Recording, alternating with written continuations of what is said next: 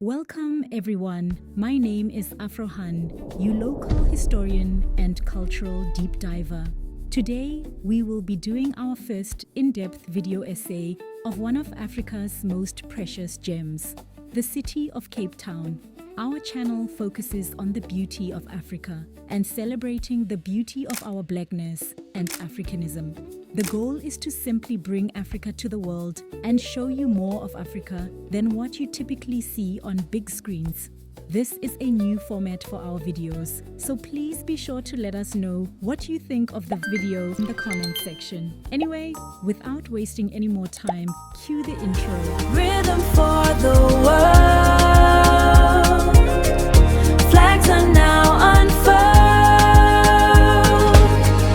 AfroHun to the world. See the magic flow. AfroHun to the world. Feel the beauty grow. They call her the Mother City, but her birth was anything but gentle. To the world, she is the postcard of Africa, a stunning juxtaposition of turquoise waters and a flat-topped mountain that feels like the edge of the earth.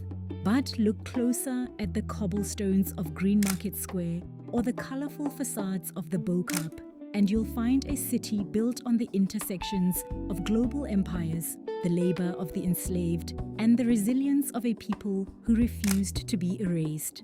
Today, we aren't just looking at the views. We are peeling back the layers of Cape Town's soul, from the ancient Khoisan names silenced by history to the prison walls of Robben Island that held a nation's hope. This is the definitive history of the city at the tip of Africa. This is the story of Cape Town. Before the first European sail broke the horizon, this land had a name. The indigenous Kuko people called the area Sui Aib, meaning where the clouds gather. It was a description of the unique microclimate created by Table Mountain. The Western naming of the city began in 1488.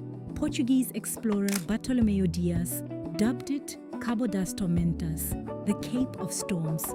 It was a warning to sailors of the treacherous waters where the Atlantic and Indian Oceans supposedly meet. However, King John II of Portugal, seeing the economic potential of a sea route to India, renamed it Cabo da Boa Esperança, the Cape of Good Hope.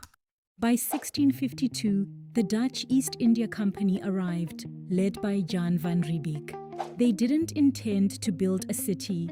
They wanted a garden, a halfway victualling station to provide fresh vegetables and meat to ships. They called the settlement Kaapstad. Under British rule in the 1800s, this was anglicized to Cape Town, but even today, many locals still refer to it simply as Die Moederstad, acknowledging its status as the oldest city in South Africa. We cannot speak of Cape Town's beauty without speaking of its foundational tragedy. Unlike the rest of South Africa, where colonial labor often relied on local conquest, Cape Town was a slave-based society for nearly 180 years.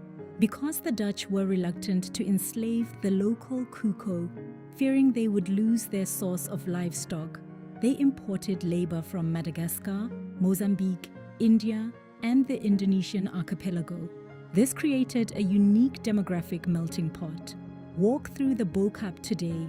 Those bright, candy-colored houses aren't just for Instagram. Historically, these were leased houses for the enslaved. While they were under Dutch rule, they were required to wear dull colors.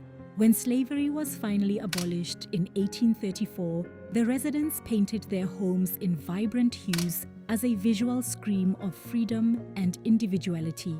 The slave trade also shifted the city's geography. The Iziko Slave Lodge, one of the oldest buildings in the city, stands as a grim reminder of where thousands were housed in horrific conditions. The very infrastructure of the city, the stone walls, the canals, now underground, and the vineyards of Constantia, was built by the hands of those stolen from their homes.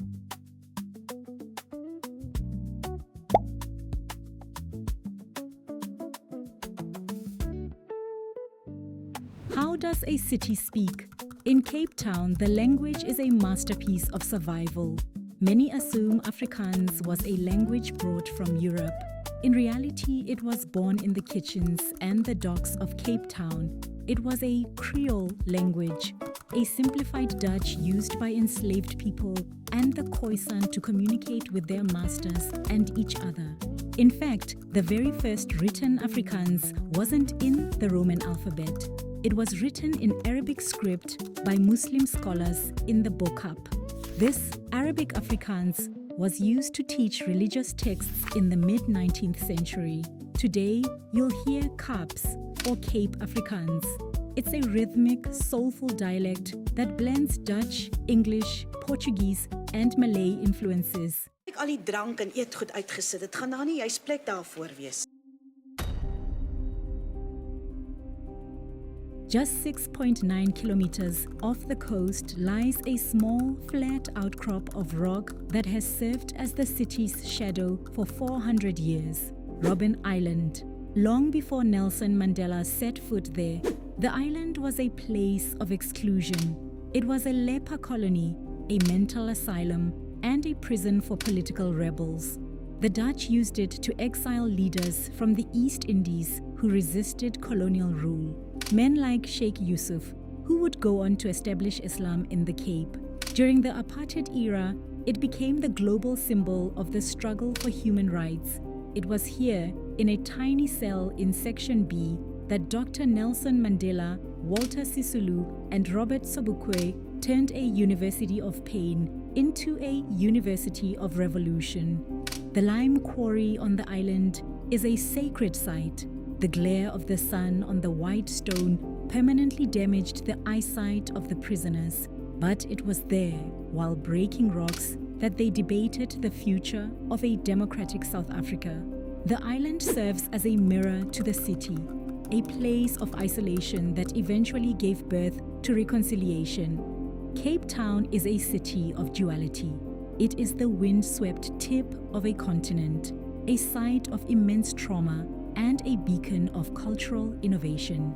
From the Khoisan roots to the neon streets of Long Street, it remains a city that is constantly reinventing itself.